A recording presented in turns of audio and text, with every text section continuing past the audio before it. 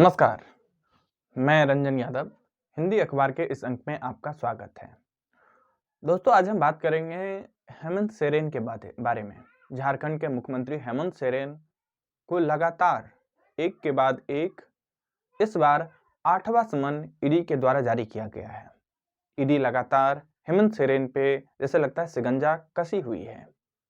और अब जो ईडी का समन गया है वो 8वां समन है, जिसका जो टाइम बाउंडिंग है वो 16 से 20 जनवरी के बीच की है। और ईडी को माने तो ईडी का मानना है कि हेमंत सोरेन 16 से 20 जनवरी के बीच में ईडी के दफ्तर में आकर के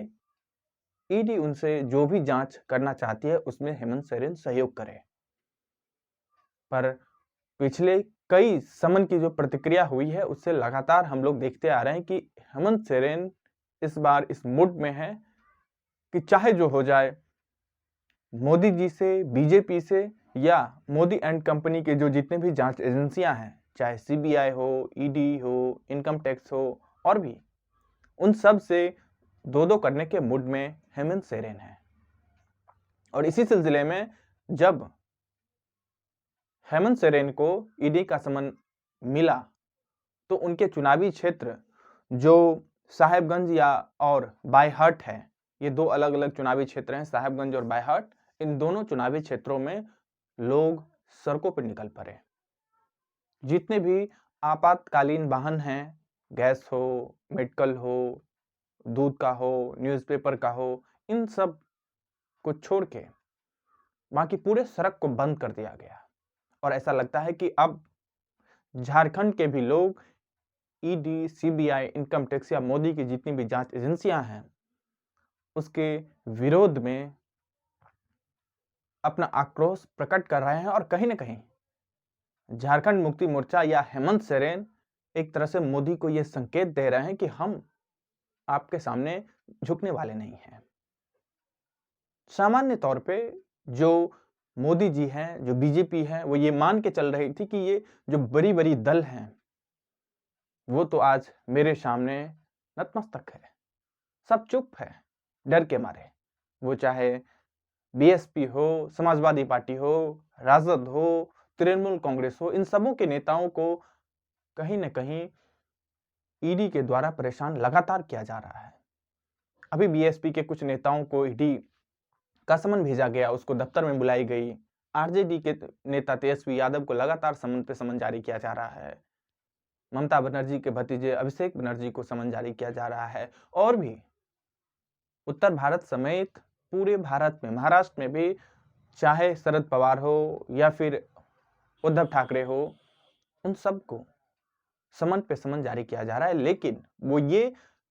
अंदाजा नहीं लगा पाए कि हेमंत सोरेन एक युवा नेता है और वो हो सकता है कि आंख में आंख डालकर बोलने की हिम्मत कर ले।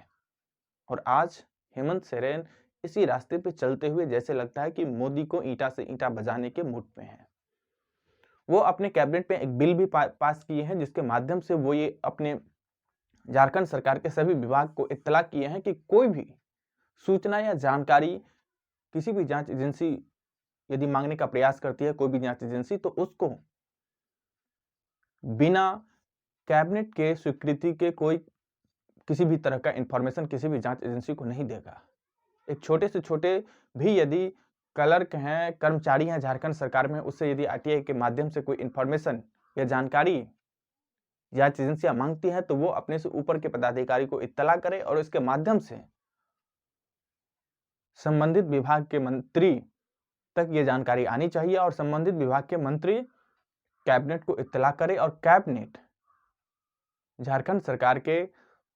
सबसे बड़े वकील से ये राय शुमारी करने के बाद ही किसी भी स्तर की जानकारी को लीक करेगी, किसी भी जांच एजेंसी को देगी। क्योंकि झारखंड सरकार का मानना है कि झारखंड सरकार में भी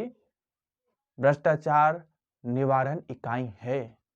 यदि हमारे सरकार में कोई जब भ्रष्टाचार होती है तो हम उसकी जांच कराने के लिए सक्षम हैं, हमारे पास एजेंसियां हैं। तो कहीं न कहीं झारखंड सरकार ये संकेत लगातार देती आ रही है। ऐसी भी खबरें आई थी कि वो हो सकता है कि यदि ईडी झारखंड सरकार के मुख्यमंत्री हेमंत सोरेन को गिरफ्तार करती है तो वो अपने पत्नी को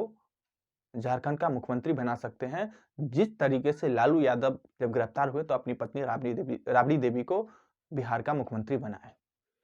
वो पूरी तैयारी में हैं, उनके जितने भी कार्यकर्ता हैं, उनके जो कोर टीम के लोग हैं, वो सब पूरी तैयारी में हैं। दूसरी तरफ लोकसभा चुनाव 2024 जैसे जैसे नजदीक आते जा रहा है, बीजेपी, आरएसएस या मोदी जी की जो सिरदर्द है वो जैसे लग रहा है बढ़ती जा रही है, क्योंकि जो ग्राउंड जीरो से रिपोर्टें आ रही हैं, जो सर्वे हो रहा है, जो आरएसएस, बीजेपी या मोदी जी अपनी जांच एजेंसियों के माध्यम से इंटरनल सर्वे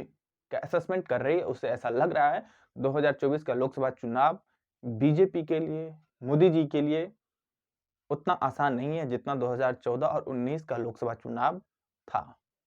यहाँ एक एक सीट का मारामारी हो रहा है और इसी जुगाड़ में बीजेपी लगी हुई है कि किसी तरीके से झारखंड सरकार या झारखंड मुक्ति मोर्चा के साथ बीजेपी का गठबंधन झारखंड में हो जाए और जो ही उनकी 4-5% वोट है वो बीजेपी के साथ जुड़ जाए और थोड़ी ही सही पर कुछ अच्छा नतीजा वहां से निकल के आए। इसी कड़ी में जब ईडी का अभियान चल रहा है तो हम लोगों ने देखा है कि हरियाणा में खट्टर साहब के नेतृत्व में चौटाला और खट्टर का सरकार है, लेकिन अभी जो रिसेंट का डेवलपमेंट है हरियाणा में कि वहां भूपेंद्र सिंह हुड्डा को कांग्रेस हरियाणा का अध्यक्ष नियुक्त किया है और भूपेंद्र सिंह हुड्डा में वो काबिलियत है कि वो तेलंगाना के तर्ज पे हरियाणा को भी कांग्रेस के पाले में ला सकता है। वो रेवंत रेड्डी जैसा एक नेतृत्व कर सकता है हरियाणा में और इससे डरी हुई बीजेपी आज ऐसा लग रहा है कि भूपेंद्र सिंह हुड्डा को कमजोर करने के लिए ही एक बहुत पुराने मामले में जिसमें 34 एक्यूज थे, आज उसमें ईडी समन जारी करती है और भूपेंद्र सिंह हुड्डा को ईडी के दफ्तर में बैठा के घंटों घंटा पूछताछ की जाती है। एक और जो डेवलपमेंट है, ऐसा लग रहा है कि जो ईडी का समन का टाइमिंग है 16 से 20 जनवरी के बीच, क्या 20 जनवरी तक हेमंत सोरेन खुद ईडी के दफ्तर में जाएंगे या ईडी हेमंत सोरेन को झारखंड आएगी गिरफ्तार करने के लिए। हो सकता है कि ऐसा न हो कि 20 जनवरी को ईडी एक तरफ गिरफ्तार कर रही हो हेमंत सोरेन को, लोग